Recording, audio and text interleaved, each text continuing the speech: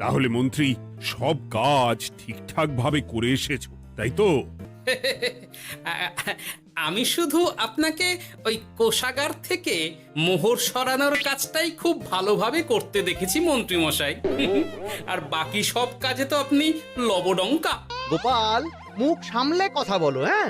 বেশি বাড়াবাড়ি করো না। কি বলতে চাইছেন মন্ত্রী মশাই? বাড়াবাড়ি করলে মারামারি হয়ে যাবে? আচ্ছা, হয়েছে হয়েছে, অনেক হয়েছে, সকলে এইবারে থামো। ঝগড়াঝাটি বন্ধ হোক, এমনিতেই খুব গরম। বলছি কি, যা গরম পড়েছে এইখানে তো থাকাটাই দায় হয়ে যাচ্ছে। উফ, আর যে পেরে উঠছি না। মনে হয় আপাতত এখান থেকে কদিনের জন্যে। মহারাজ, বাইরে রাজ্যের প্রজারা জড়ো হয়েছে, সকলে মিলে বিক্ষোভ করছে। একবার শিগগির আসুন মহারাজ, নইলে সাংঘাতিক কিছু একটা ঘটে যাবে। কি হলো? আবারও কোনো সমস্যা হলো নাকি? আমাদের রাজ্যের প্রজারা তো যথেষ্ট বোঝদার, তারা তো এমনি এমনি ঝামেলা ঝঞ্ঝাট সৃষ্টি করার মানুষ নয়। গোপাল, চলো গিয়ে দেখি।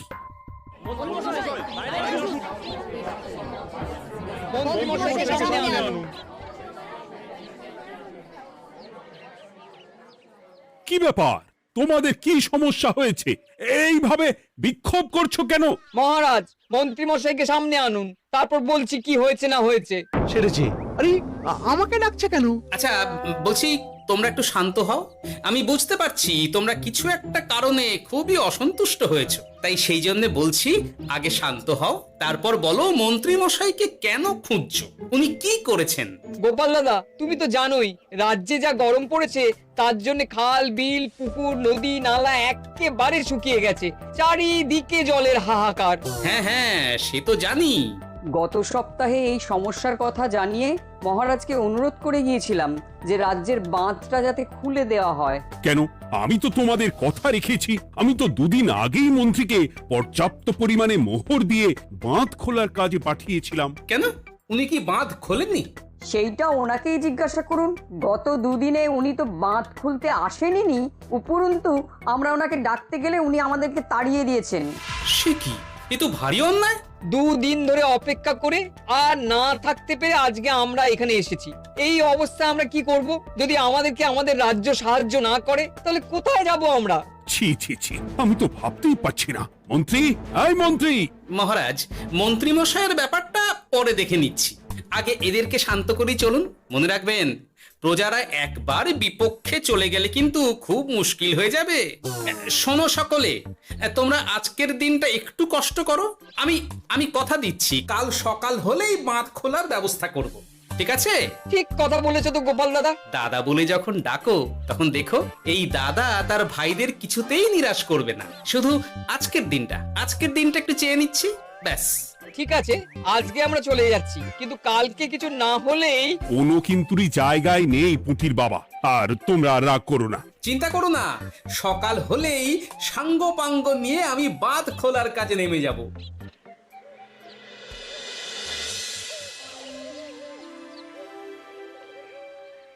ছি ছি মন্ত্রী, তুমি এইভাবে আমায় মিথ্যে বললে?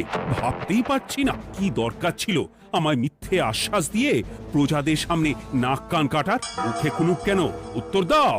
না, মানে আমার শরীরটা ঠিক ভালো ছিল না, তাই বাড়ি থেকে বেরোতে পারিনি। বলছি কি, শরীর খারাপ থাকলে রাজসভায় খবর দিতে পারতেন, আমরা কেউ দায়িত্বটা পালন করতাম, কি আছে? সমস্ত মোহরগুলো ত্যাগস্থ করে ঘাপটি মারলেন ঘরে। ছি ছি, জানাই আপনাকে ধিক্কার। সকলে মিলে করো প্রতিবাদের চিৎকার। মন্ত্রী মশাই, ছি ছি ছি ছি ছি ছি। মহারাজ, আপনি এক্ষুনি মন্ত্রী মশাইকে কদিনের জন্য সভা থেকে বহিষ্কৃত করুন। সে তো করবই, তবে তার আগে আমি চাই কালকে যখন বাঁধ খুলতে তোমরা নামবে, তখন সেই কাজে কোনো লোক নিয়োগ না করে মন্ত্রীকেই বাঁধ খুলতে নামাবে। মহারাজ, এ কেমন বিচার আপনার? আমি না রাজ্যের মন্ত্রী। মন্ত্রী না ষড়যন্ত্রী। মন্ত্রী মশাই, তাহলে কালকের জন্য প্রস্তুত থাকুন। মহারাজের বাঁধ খোলার জন্য সকল মোহর তো আগেই আত্মসাৎ করেছেন, এবার শুধু কাজে নেমে পড়বেন, কেমন?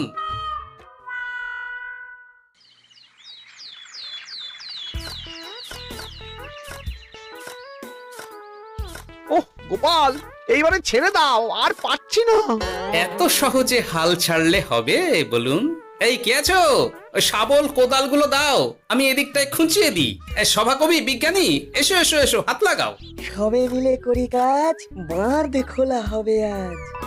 বাঁধ খোলা হবে আজ, মন দিয়ে করো কাজ। একদম, হাত লাগাও, জোর লাগাও। গোপাল দাদা, সভাকবি, বিজ্ঞানী দাদা আর আর বাকি দাদা ভাইরা আসুন আসুন, সকলে একটু শরবত খান। আমাকেও একটু শরবত দাও। মোহরগুলো খেয়েও তৃষ্ণা মেটেনি বুঝি? হুম হুম। বাঁধ এক্ষুনি খুলবে, প্রজাদের সব জ্বালা জুড়োবে। বাঁধ খুলে গেছে। আমাকে বাঁচাও, আমাকে বাঁচাও। কোনো সময় ভুল করলে নিজেই সেই ভুল শুধরে আবার ফিরতে হয়। আপনিও তাই করুন মন্ত্রী মশাই, নিজে নিজেই উঠে আসুন। চলো সকলে। গোপাল, তুমি তোমার সাথীদের নিয়ে যা করলে সত্যি ভাবাই যায় না। মহারাজ, নিজেদের রাজ্যের সমস্যায় নিজেরাই কোমর বেঁধে নেমে সমস্যার সমাধান করেছি, পরিস্থিতি মোকাবিলা করেছি। এর জন্যে আপনি এমন করে বলবেন না। ওহ, তোমরা না থাকলে যে কি হতো। মহারাজ, আমরা আছি তো, এত ভাববেন না আপনি। আপনি বরং আমাদের সকলের জন্য কিছু খাবারের ব্যবস্থা করুন, খুব খিদে পেয়ে গেছে। হ্যাঁ, নিশ্চয়ই নিশ্চয়ই। তোমরা সকলে ভিতরে এসো, হাত পা ধুয়ে নাও, ততক্ষণে আমি রানীকে আহারের ব্যবস্থা করতে বলছি।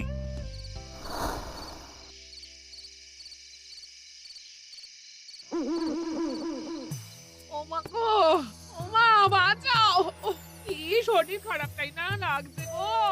একে গিন্নি, বাবারে, কি হয়েছেটা কি? ও, তুমি এইভাবে এখানে শুয়ে কাতরাচ্ছ কেন? বলি তুমি এসেছো? হ্যাঁ, এই তো আমি চলে এসেছি। কি হয়েছে গিন্নি? তোমার কোথায় কষ্ট হচ্ছে? গরমে হাঁসফাঁস করছি গো, পারছি না। রান্না করতে গিয়ে খুব বাজে অবস্থা হয়ে গেছে গো, এই থেকে এইখানে পড়ে পড়ে গড়াচ্ছি। ঠিক আছে, আজ আর রান্না করতে হবে না গিন্নি, আমি রাজবাড়ি থেকে খেয়ে এসেছি। বাহ, নিজে খেয়ে এসেছো বলে আর রান্না করতে হবে না বলে দিলে? এদিকে রাত্রে আমি খাবো কি সে খেয়াল আছে? হ্যাঁ হ্যাঁ, খেয়াল আছে, খেয়াল আছে। যাও, আমার জন্য রান্না চাপাও আর একটু জল দাও। দেখো, এত গরম পড়ে কৃষ্ণনগরের অবস্থা শোচনীয় হয়ে গেছে।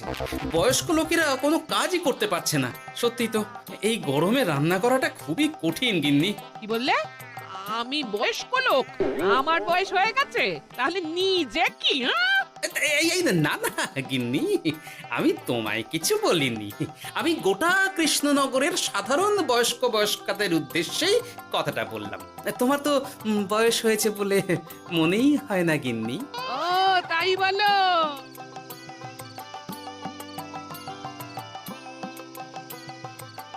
নাও গিন্নি, জল নাও। আজ না হয় আমি রান্না করব। হে ভগবান, মুখের একটু লাগাম দাও। এইভাবে যখন তখন সত্যি কথা বলিও না।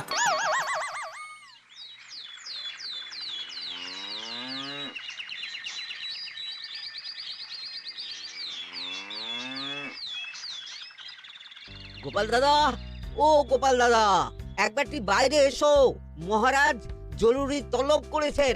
আবার কি হলো গোপাল দাদা, গিন্নি? একবার ও বাইরে গোপাল গিয়ে দাদা। দেখে আসি, বুঝলে? পেয়াদা এসে অনেকক্ষণ থেকে ডাকছে। গোপাল দাদা, আচ্ছা গিয়ে গোপাল দেখো। দাদা, ও গোপাল দাদা, গোপাল দাদা, ও গোপাল দাদা, আরে তুমি এক্ষুনি একবার প্রাসাদে চলো, রানীমার খুব শরীর খারাপ করেছে, মহারাজ তোমাকে খবর দিতে বললেন। ঠিক আছে, তুমি যাও, আমি আসছি।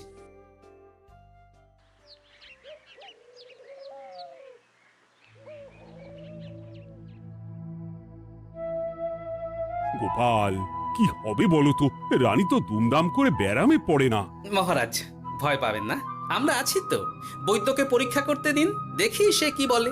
মহারাজ, অতিরিক্ত গরমের জন্য শরীরটা খারাপ হয়েছে।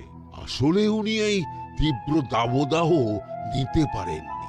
তবে চিন্তা করবেন না মহারাজ, আমি বাড়ি গিয়ে এক ধরনের বিশেষ পথ্য পাঠিয়ে দিচ্ছি। রানীমা খেলেই সুস্থ হয়ে উঠবেন। মহারাজ, নিজের কানেই তো শুনলেন, রানীমার তেমন গুরুতর কিছু হয়নি, চিন্তা করবেন না। বৈদ্যর ওষুধে উনি সেরে উঠবেন। যাওয়ার আগে একটা কথা বলে যাই, গরমের এই দাবদাহ কিন্তু আরো ভয়ঙ্কর হবে, তাই সকলে খুব সাবধানে থাকবেন। শরীর যাতে ঠান্ডা থাকে এমন হালকা পাতলা খাবার খাবেন। আসি, রাজসভায় দেখা হবে। মহারাজ, বৈদ্যমশাই কিন্তু এটা ঠিক বলেছেন, গরম আরো বাড়বে, তাই দুজনেই খুব সাবধানে থাকবেন, কেমন? গতকাল তো আমার গিন্নিও গরমের চোটে কুপোকাত হয়ে গেছিল, শেষমেশ আমাকেই বাড়ি গিয়ে রান্না করতে হলো আর কি। ও বাবা, তাই নাকি? হ্যাঁ, তাহলে তো খুবই চিন্তার ব্যাপার। আচ্ছা মহারাজ, আমি তাহলে এখন আসি, আবার রাজসভায় দেখা হবে। এই গরমে আর এখানে থাকতে পারছি না, বলছি কদিনের জন্য না একটু অন্য কোথাও গেলে হয় না গো? গিন্নি, এই গরমে ঘরেই থাকো, অন্য কোথাও যাওয়ার মোটে নাম করো না। বাইরে বেরোতে গিয়ে যদি কোনোভাবে গরম হাওয়া শরীরে লেগে যায় তাহলে বিপত্তির আর শেষ থাকবে না গিন্নি। কিন্তু এখানেও তো যা গরম পড়েছে, পচে গলে মরে যাই আর কি। উফ গিন্নি, দয়া করে এইসব বাজে কথা বলা বন্ধ করো তো, আমার আয়ুর থেকেও তোমার আয়ু দীর্ঘ হোক। বাহ, তুমি এসব কথা কোথা থেকে শিখলে গো? হুম? এই তো তোমার থেকে আর কি। গোপাল, গোপাল, রাজ্যের অবস্থা খুবই বেহাল। এই সবই আমাদের পোড়া কপাল।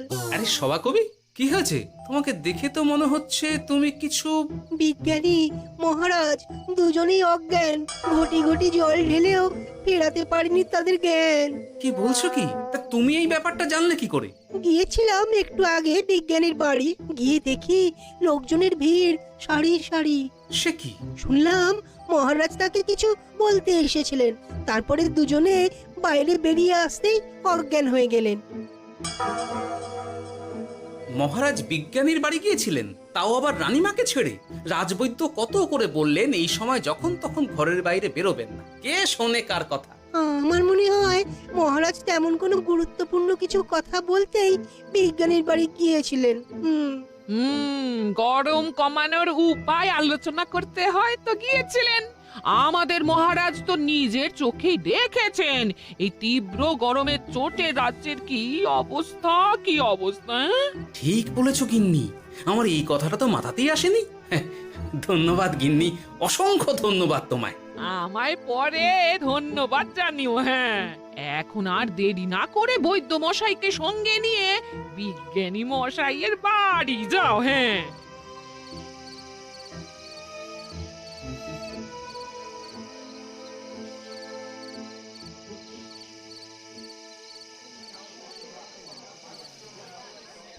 কি বুঝছেন বৈদ্যমশাই?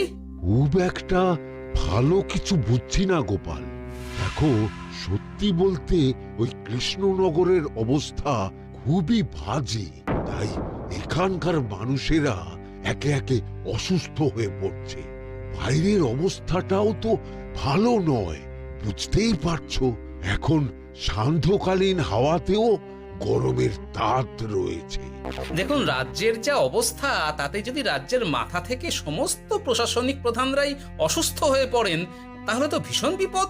সে তো বটেই, এই জন্যেই আমি বলি কি, মহারাজ সহ সকল সভাসদেরা এই রাজ্য ছেড়ে কদিনের জন্য পাহাড়ি কোনো এক জায়গায় গিয়ে থাকুন, পরিবার নিয়েই যান। দেখুন, আগে নিজেরা বাঁচলে তবে তো রাজ্যবাসীকে ভালো রাখতে পারবেন, তাই না? কথাটা কিন্তু মন্দ বলেনি বৈদ্য। গোপাল, এই গোপাল, তুমি পাহাড়ে যাওয়ার ব্যবস্থা করো। এইখানে আর কিছুদিন থাকলে মরেই যাব। হ্যাঁ গোপাল, আমারও তাই মত। এক্ষুনি যা শরীরে ক্লান্তি এসেছে, আর কদিন এইখানে থাকলে মরেই যাব। মহারাজের অনুরোধে গরম কমানোর কোনো ব্যবস্থাও তো করতে পারলাম না, বাইরে বেরোনো মাত্রই দুজনে মূর্ছা গেলাম। বাবা, ঠিক আছে, বুঝেছি। মহারাজ, আপনি আর এই ব্যাপারটা নিয়ে বেশি ভাববেন না। বিজ্ঞানী, তুমি আর বেশি কথা বলো না, আমি পাহাড়ে যাওয়ার ব্যবস্থা করছি। আমরা রাজসভা সকলে সব পরিবারে যাব। অনেক কাজ হয়েছে, এখন কিছুদিন আমাদের বিশ্রাম দরকার।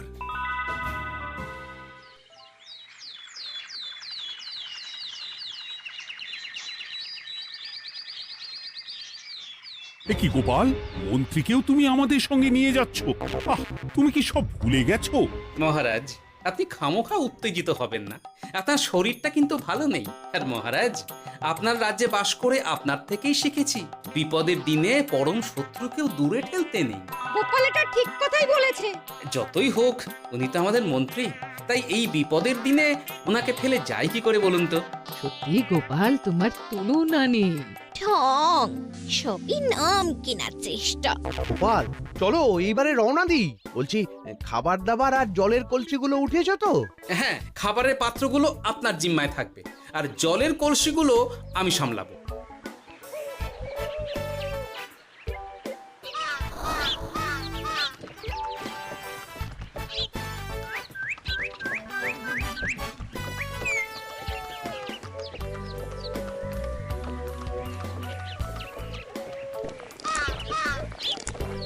কি গো, তুমি খাবার ছেড়ে শুধুই জল খাচ্ছ? ওদিকে মন্ত্রী মশাই যে সব খাবার একাই সাবার করে দিলেন। না ভালোই তো, খাক না। এরপরে বড় বাইরে যেতে হলে বুঝবে, আমি তো ওই জন্যই নিজের জিম্মায় শুধুমাত্র জল নিয়েছি। দেখো, জল খেলে ছোট বাইরে যাওয়ার দরকার হলে চলে যেতে পারবো, কিন্তু বড় বাইরে যাওয়ার দরকার হলে তো যেখানে সেখানে যেতে পারবো না। তাই জলই সই। কিন্তু সবার জল যদি তুমি একাই শেষ করে দিলে তাহলে? এই রে, এটা তো ঠিক বলেছো গিন্নি। পথে ঘাটে কোনো পানীয় জলের পুকুর বা কুয়ো দেখলে জল ভরে নিতে হবে, বুঝলে?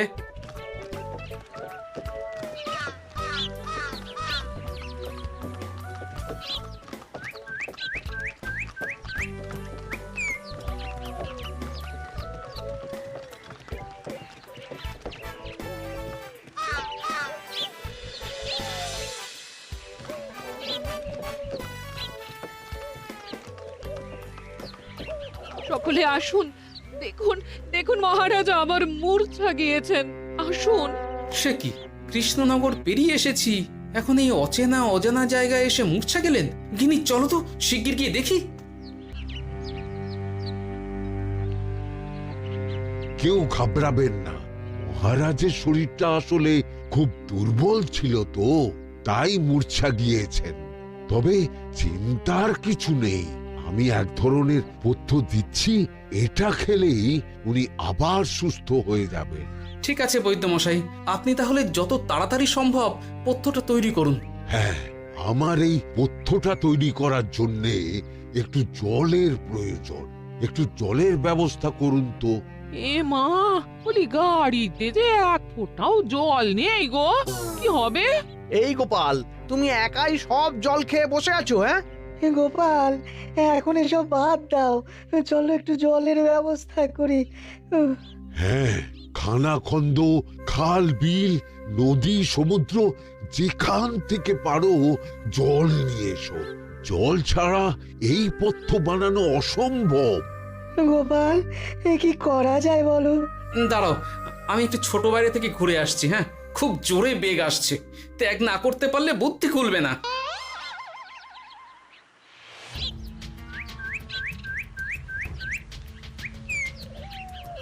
ওদিকে একটা পাত কুয়ো দেখতে পাচ্ছি মনে হচ্ছে।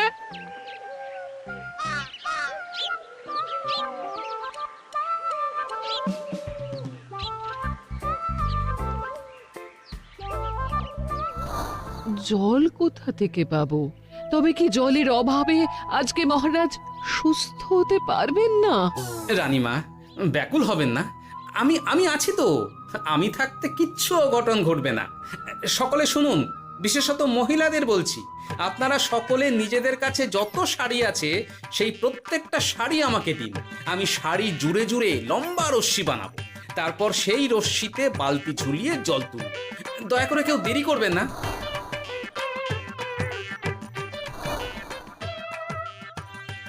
এই নাও আমার 5খানা শাড়ি। হ্যাঁ, এই নাও আমার 10খানা শাড়ি। আমি বাবা আমার লতা পাতা মিনি করা শাড়িগুলো দেব না। যা পারো করো, আমি বড় বাইরেতে যাচ্ছি। ওমা, বিপদের দিনে শাড়ি দেবে না? গায়ের জোরে নিয়ে আসবো। হ্যাঁ,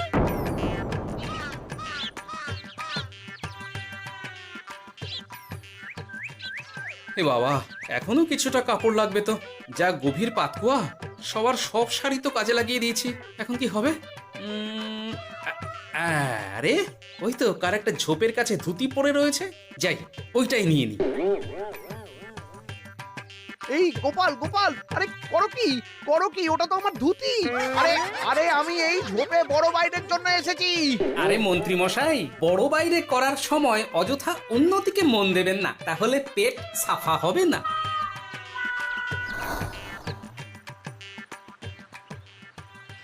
গোপাল, তুমি ছিলে বলে এই যাত্রাতে রক্ষা পেলাম। ভগবান তোমাদের অনেক অনেক মঙ্গল করুক। এই দেখো না, ওরা না আমার লতা পাতা আঁকা শাড়িগুলো নিয়ে নিয়েছে। এই, দূর তোমার শাড়ির লতা পাতা, আমি নিজেই জড়িয়েছি বড় বড় ঘাস পাতা। চুল করছে রে।